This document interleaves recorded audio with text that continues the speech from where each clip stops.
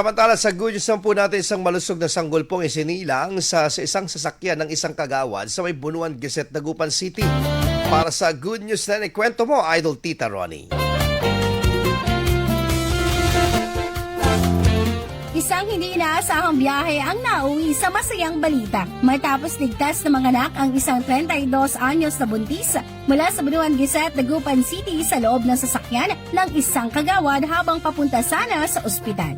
Sa gitna ng tensyon at pangamba, agad na rumisponde ang kagawad nang malaman ang sitwasyon at ginamit ang kanyang personal na sasakyan upang madala ang babae sa paggamutan. Ayon sa kanya, napagdesisyonan niyang kumilos kaagad dahil kasalukuyang ginagamit ng iba pang pasyente ang rescue vehicle ng barangay.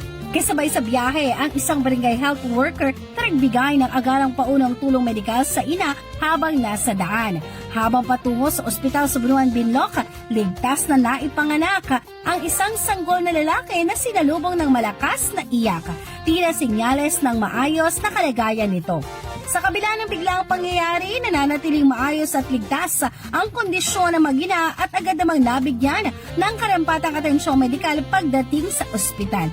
Itinuturing ng pamilya ang insidente bilang isang blessing at natatanging karinasang babaunin nila habang buhay. Yan ang ating good news for today. Ako si Idol Tita Ronnie Tataka, IFM. IFM News. IFM News. IFM News.